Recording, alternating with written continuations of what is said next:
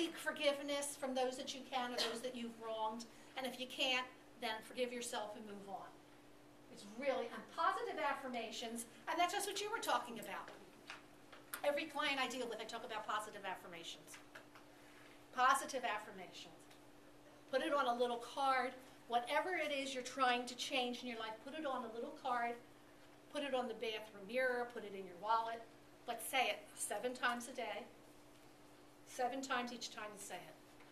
What you're doing is you're creating a positive way to look at your life. Like the gratitudes to my clients.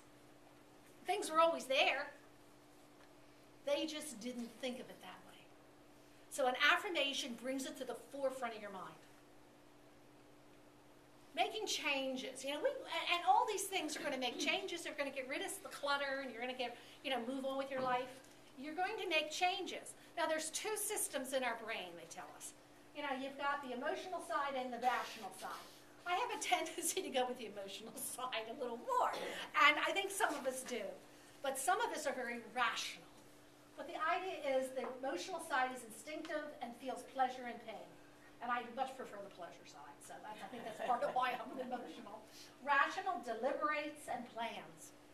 Sometimes plans and plans and plans and plans.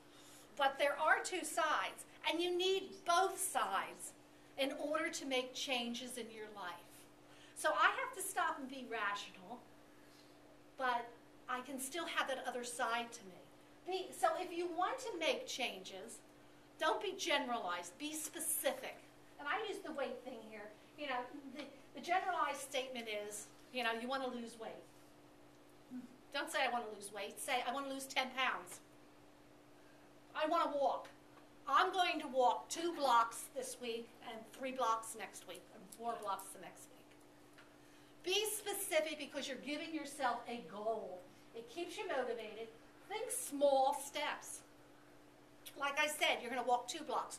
You're not going to start out saying, I'm going to walk 4 miles today. You know what's going to happen? You may do it, although I know I couldn't do it. But you may do it, but you're going to be darn tired and sore, and day 2, you're not going to do it. So baby steps. We learned to ride a bike. Again, it was slow in the beginning. And clear your environment. You don't need the negative chatter of other people. I also always tell my clients, if they're thinking of making a change in their life, I said, don't advertise it. If there's somebody who you feel particularly close to and they will be encouraging, tell them. But there are a lot of people out there that think they know what's good for you. They think they know it, but the point is it's good for them, but it may not be good for you. And they think they're helping you by saying, you can't do that. Do you realize how hard that's going to be? We don't need all that. So share it with a few people who will encourage you, not discourage you. The 4 Agreements. This is my Bible. I have to tell you, and if you've never read it, it is something that a book you should look at. It's called The 4 Agreements by Don Miguel Ruiz. He talks about domestication and acceptance. First time I heard domestication, I thought it was the animals. But the reality is, no, he says we have been domesticated.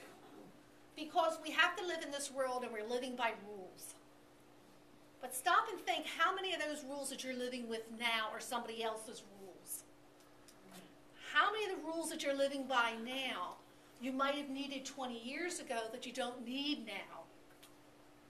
But because of habit, or because of fear, because you don't want to rock the boat, that you're still there. So remember that.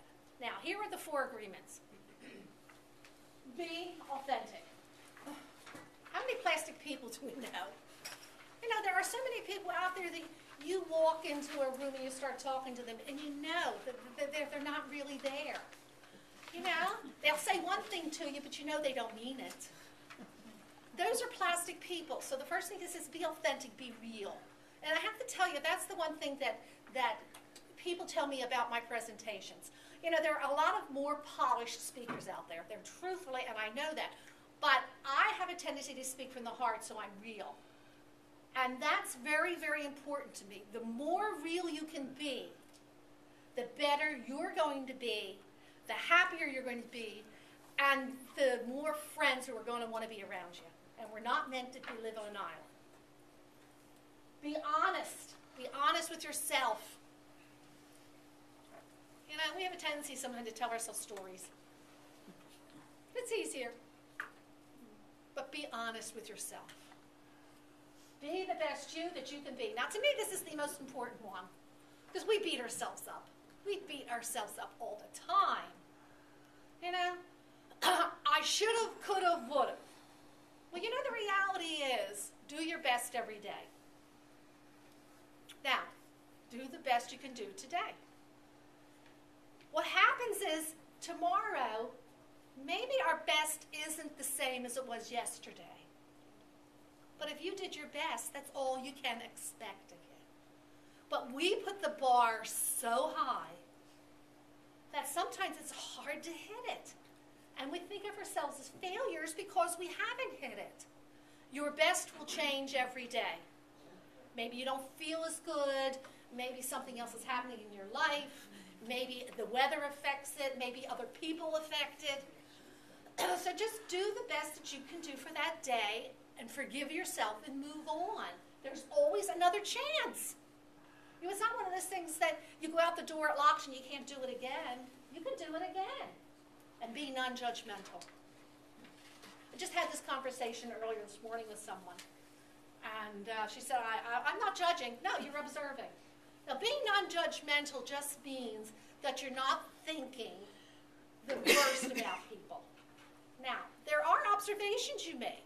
I mean, you see someone that weighs 300 pounds. You can observe, my God, she's heavy. That's an observation. Or you can say, my God, is she fat? What does she eat? Does she go to McDonald's all the time? Or what does she do? There's a difference there, right? You're observing she's heavy. Okay. But there is a difference to being non-judgmental. And the more that you're non-judgmental about others, the more you're going to be non-judgmental about yourselves. Now, you have the option to clear that emotional clutter. That doesn't mean you're going to walk out the door today and say, yay, the emotional clutter is gone. But I've given you some hints on how to change it, how to work with it.